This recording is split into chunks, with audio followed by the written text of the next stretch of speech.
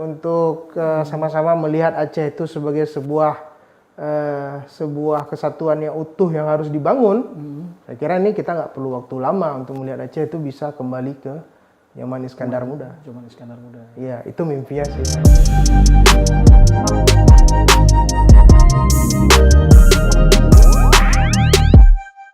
Assalamualaikum. Waalaikumsalam. Apa kabar, Bang Arif? Baik. Lama nggak ketemu ini, Bang Iya Arif. nih Bang Hen nih. Wah, ada.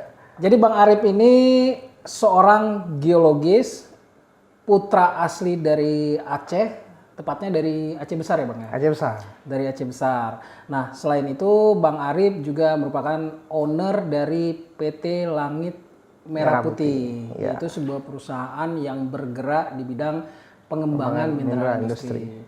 Kalau nggak salah berkantor di Jakarta. Di Jakarta ya Bang ya? Iya, di Jakarta. Alhamdulillah. Bang Arif, jadi aku pengen mengawali perbincangan kita kali ini dengan sebuah pertanyaan yang cukup menggelitik sebetulnya.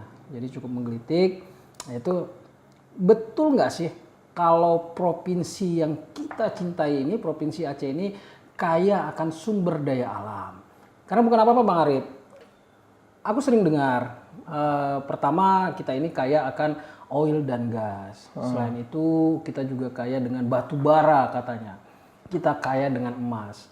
Bahkan ada isu yang beberapa saat yang lalu bahwa kita punya potensi oil dan gas yang bahkan lebih besar daripada yang dimiliki Arab Saudi sendiri. Kalau nggak salah aku di Kepulauan Simelu. Simelu. Nah, pertanyaan betul nggak Bang? Kalau kita itu kaya dengan sumber daya alam. Wah, ini berat nih. Wah, ini Ini harus ngopi dulu nih Bang. Oh, lanjut lah sambil ngopi kan.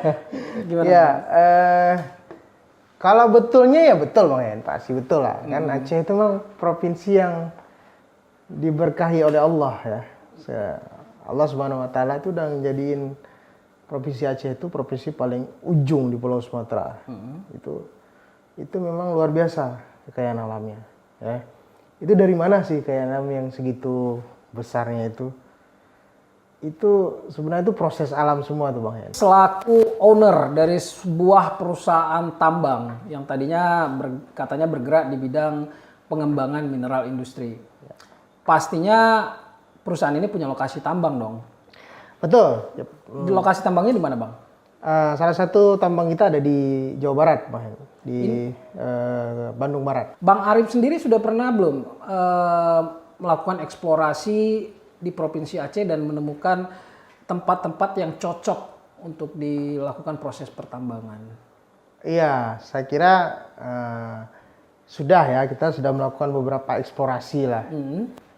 Sehingga passionnya ke mineral industri juga didasari bahwa ternyata yang paling mudah dimanfaatkan itu sebenarnya mineral industri, termasuk di Aceh. Di Aceh ya. Ada pasir silika, ada limestone, ya, ada nanti namanya plastonit, macam-macam Bang Hen. Macam-macam. Itu mineral semua. Mineral industri ya. Terakhir melakukan proses eksplorasi di Aceh di daerah mana Bang? Kita sudah pernah eksplorasi mineral industri itu di pantai barat selatan itu, mulai dari Calang ke Melabuh, kemudian ada di Nagan Raya sampai ke Sebulu Salam dan Singkil. Ya. Mineral industri apa yang paling menarik yang Abang temukan di daerah tersebut? Saya tetap akan berbicara pada dua mineral industri utama, yaitu pasir silika dan limestone. Karena itu yang paling mudah kita olah dan paling banyak pasarnya. Kapasitasnya cukup banyak di daerah itu? Melimpah Bang Hen. Melimpah? Iya. Dengan kapasitas yang melimpah, kenapa perusahaan Abang tidak mencoba untuk mengeksploitasi mineral industri yang ada di Aceh? Ini pertanyaan yang mengarah kepada investasi ya. Oh iya, sudah pasti. Jadi kalau sudut pandang saya sebagai geologis, saya akan dengan bangga mengatakan bahwa Aceh itu luar biasa potensinya. Kalau dari sudut pandang investasi, maka Aceh itu tidak lagi menjadi tujuan investasi. Kenapa Bang? Nah, itu tadi, kalau misalnya pasarnya tidak ada, logistiknya tidak cukup persyaratan, energi juga yang tersedia juga kita belum bisa pastikan, ya. Kemudian sumber daya pendukung lainnya, misalnya sumber daya manusia, kemudian regulasi yang mengatur juga tidak mendukung pada arah investasi, maka potensi itu hanya tinggal potensi, Bang Hen. Pelabuhan, energi, sumber daya, ini tanggung jawab siapa? Untuk menyediakan dan memperbaiki ini tanggung jawab siapa, Bang Arif? Yang paling enak nyalahin ya tanggung jawab pemerintah. Tanggung jawab pemerintah daerah. Karena gini ya, itu semuanya itu kalau kita dari sisi masyarakat melihatnya, kita kan follower nih, Bang Hen. Iya. Ya. Kita nih hak kita nih hak pilih nih kita. Kita udah memilih pemimpin kita nih. Maka siapapun yang terpilih menjadi pemimpin, dia kan semestinya menyetir lah, menyetir mobil lah misalnya kan, menyetir mobil ataupun menyetir provinsi ini ke arah yang seharusnya sesuai dengan visi yang dibangun gitu. Artinya jangan pernah bermimpi investor bakal datang ke Aceh selama ketiga faktor tadi itu tidak dicukupi. Betul. Tidak dicukupi, yaitu logistik, berupa pelabuhan, kemudian energi yang cukup, dan tentu juga sumber daya manusianya. Betul.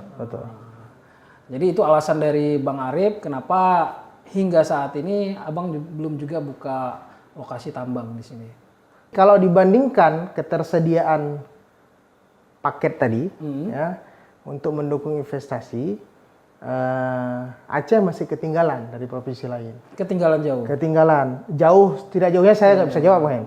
Tapi yang jelas kalau dibandingkan dengan daerah lain, maka kita akan bisa melihat, oh ternyata di sana fasilitas infrastruktur segala macam itu sudah lebih mendukung. Nah, maka kita akan alihkan investasi ke sana. Berarti sampai kapan ini, Bang?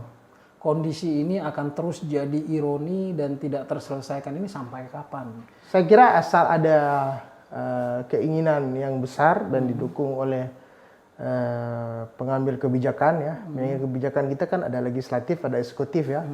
Kalau mereka dua-duanya itu bersepakat, duduk semeja, nggak gontok-gontokan ya, nggak cuma berbicara dengan APBA saja ya, kemudian sepakat untuk sama-sama melihat Aceh itu sebagai sebuah kesatuan yang utuh yang harus dibangun.